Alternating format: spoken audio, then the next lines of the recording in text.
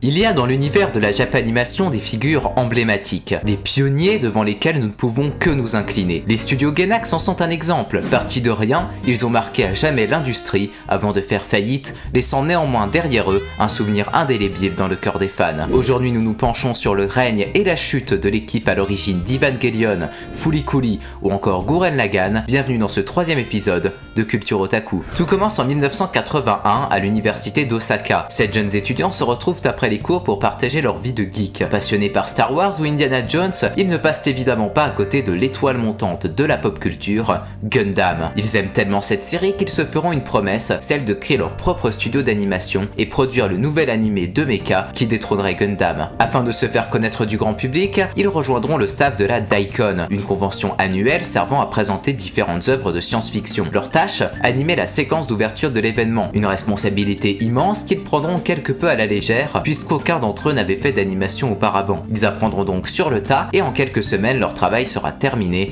et étonnamment réussi. Leurs employeurs flaireront le potentiel et les réinviteront l'année d'après pour refaire l'ouverture de la Daikon. Seulement cette fois-ci ils avaient acquis de l'expertise et leur court-métrage sera un franc succès, tellement qu'ils seront contactés par Bandai Namco en 1987 pour faire le film Les Ailes données à Mise à partir d'un budget de 800 millions de yens. Les jeunes étudiants entrent déjà dans la cour des grands, c'est le premier pas vers l'accomplissement de leurs rêves.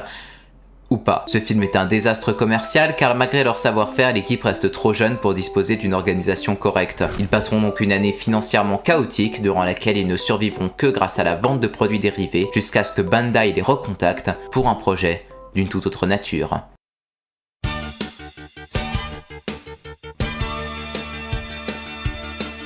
Gunbuster, une série narrant l'histoire de Noriko, une jeune pilote de mecha qui suit les traces de son père tué par des extraterrestres. Ses plans impressionnants et son scénario complexe seront l'une des sources d'inspiration de Christopher Nolan pour un certain Interstellar. Rien que ça. De cette façon, la petite équipe devint connue du grand public qui réclamait de les voir à nouveau. C'est ainsi que naîtra leur studio d'animation, Gainax, venant du mot Gaina signifiant géant, auquel on a rajouté un X typiquement geek. Cette fois-ci c'était la bonne. Les jeunes étudiants maintenant adultes allaient enfin goûter à la célébrité. Quoique, leur première grosse série d'animation, Nadia, fut un flop gigantesque. Cela eut pour effet de créer de gros conflits au sein du studio et le départ de 4 des membres originels. Désormais, Gainax n'est composé que de 3 personnes, Takechi Sawamura, Hiroyuki Yamaga et le plus célèbre d'entre eux, Hideaki Anno, qui plongera à ce moment dans la dépression. Ainsi, Gainax ne produira plus rien jusqu'en 1995, l'année où tout changera.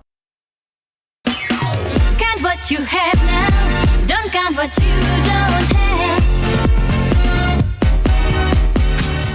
Traversons le Japon pour aller à Tokyo, dans les bureaux du label King Records. À cette époque, ceux-ci désirent trouver une équipe pour animer ce qu'ils pensent être le nouveau monument du genre mecha. Ils ont déjà quelques idées et designs, mais il leur manque un studio. Après quelques recherches, ils tomberont sur Gunbuster et décideront d'engager les gars de chez Gainax pour mettre en œuvre leur projet. Hideaki Anno, tout juste remis de son état dépressif, aurait le rôle de directeur de l'animation et serait en charge de tout le processus de création. Quelque peu réticent au début, il décidera de tenter le coup, sachant qu'une chance comme celle-ci ne se représenterait pas 2 fois. Alors il se lance corps et âme dans la réalisation de cette série. Le scénario est simple, de jeunes adolescents doivent piloter des robots géants appelés Eva afin de défendre le monde de l'attaque des anges, des créatures gigantesques ayant soif de destruction. Ça vous rappelle quelque chose?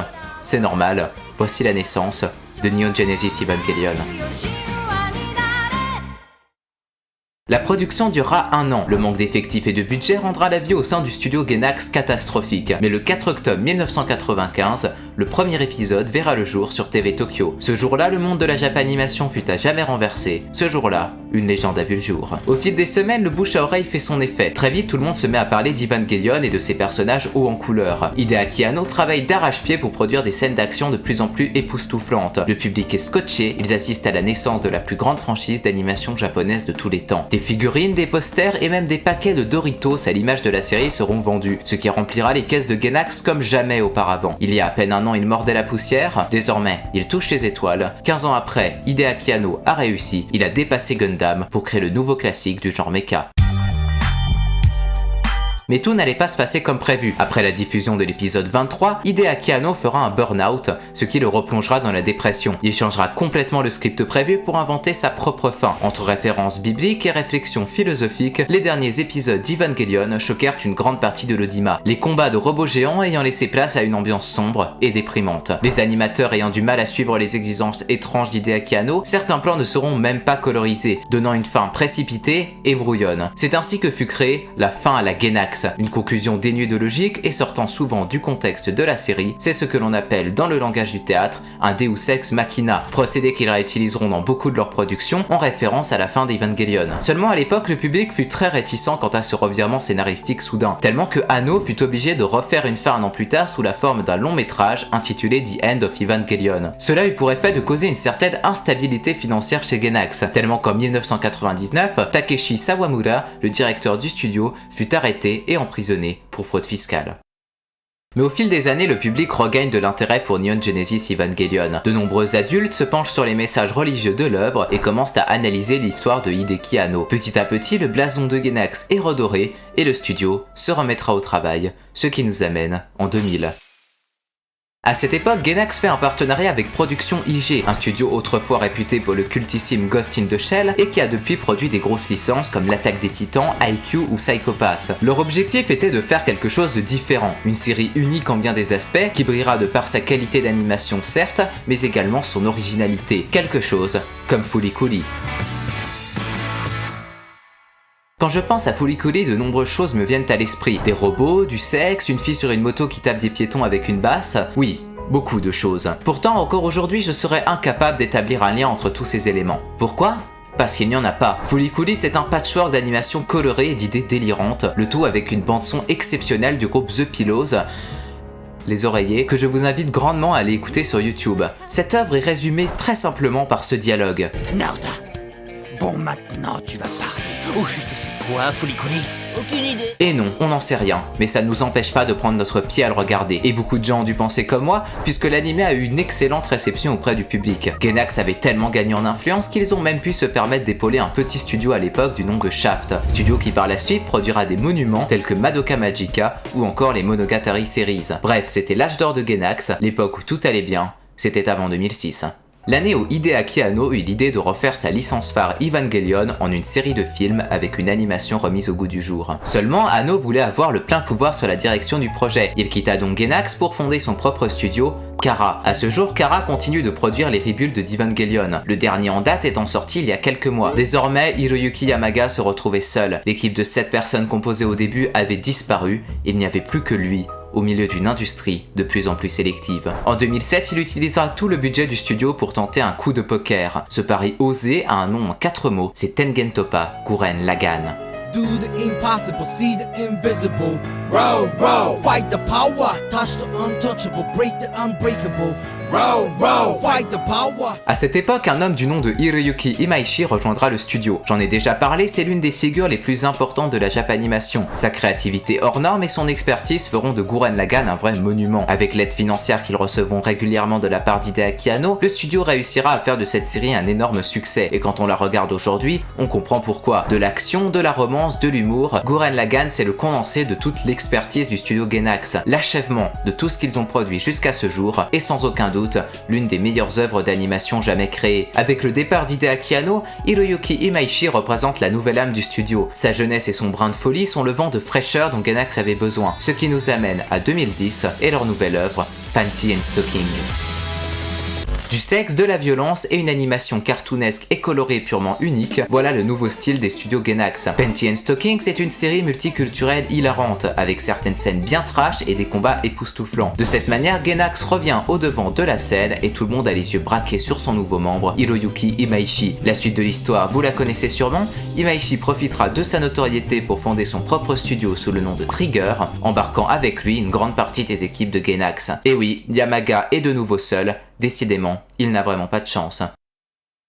Seulement, ce qu'il produira par la suite ne fera que baisser en qualité. Le public, encore émerveillé par Gurren Lagann, avait décidé de suivre à leur tour Hiroyuki Imaishi dans ses nouveaux projets. En 2014, Yamaga demandera à Hideaki Anno de lui faire un prêt de 100 millions de yens, sans quoi il devrait fermer définitivement les portes du studio. Anno acceptera, mais demandera en échange des droits pour Fooly Cooly, Evangelion et toutes les séries de Gainax antérieures à 2006. Seulement, ceux-ci avaient déjà été vendus par Yamaga dans un ultime acte de détresse quelques mois auparavant. Anno, inquiet que ses premiers travaux soient repassés à des inconnus, attaquera Yamaga en justice. Celui-ci échappera au procès en quittant l'entreprise, léguant son rôle de président à Tomohiro Maki, lequel fondera un nouveau studio dans la ville de Fukushima sous le nom de Gaina. Désormais affublé de plusieurs millions de yens de dettes envers Anno, il licenciera l'intégralité des employés de Gainax pour les déplacer vers Gaina. Gainax était déjà mort, mais ce n'est pas terminé.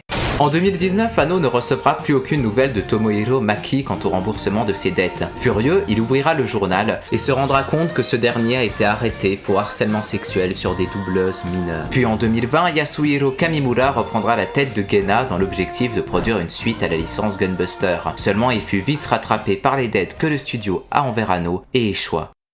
Désormais, nous sommes en 2021. La petite équipe d'étudiants passionnés qui se retrouvait après les cours en 81 n'existe plus. Gainax était rempli de personnes au talent exceptionnel, mais l'organisation désastreuse de ce studio les ont tous fait fuir. Quoi qu'il en soit, des œuvres comme Evangelion ou Gurren Lagann resteront à jamais gravées dans nos esprits. Et même maintenant que le studio est mort, je vous propose qu'on aille se recueillir sur leur tombe et les remercier pour leur contribution et la qualité de leur travail au sein de la Japanimation. Alors je le dis une bonne fois pour toutes. Arigato, Gainax-sama.